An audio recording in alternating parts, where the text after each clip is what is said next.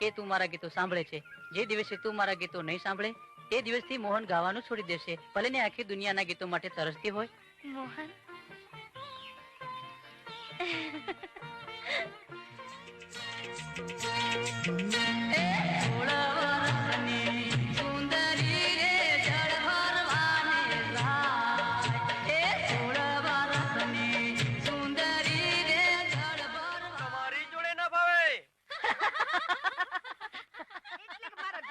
કેટલું કર્યું છે, કેટલી સેવા કરી, તોય બાવો બને ગિરનાર ભેગો થઈ ગયો.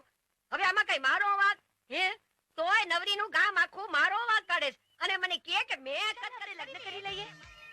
તું તો જાણે નદીમાં મોઢું ધોવા જેવી સહેલી વાત હોય એમ કહે છે. લગ્ન કરી લઈએ? તું શા માટે આટલી ઉતાવળ કરે છે? શું તને મારામાં વિશ્વાસ નથી? મોહન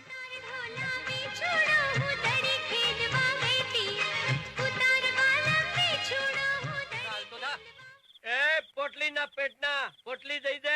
રૂપિયા હું હારે ફરશે અને એના ખભા ઉપર ચિતરાવેલું પેલું મોહનિયાનું નામ છે ને, અરે એને તો નામ દઈને જો ભૂસી ન નખાવું તો મારું નામ લીલી રે ગુફણ્યું મહાપીળી રે જાંબુકો નેચી રે ખેંચી હોલાની કમરું નાખી ભાંગી. તારામાં રહેલી તાકાતને ઓળખ, મનમાંથી લઘુતા ગ્રંથિ કાઢી નાખ.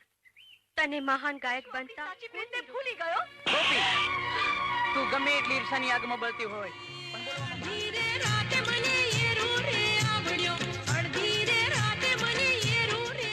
પણ ગોપી, તારા વિના શહેરમાં હું સાવ એકલો પડી જઈશ.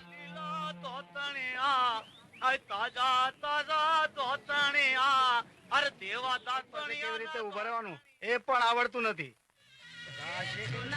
મને પાયો ધોતિયા રે પહેરતા ઘેરદાર કેડિયા ને પહેરણે.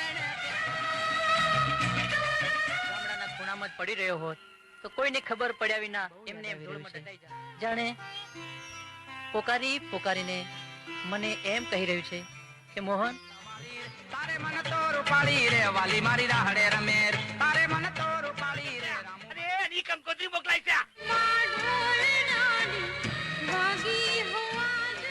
નથી મારા દલડામાં તો ગોપીની જ છબી છે.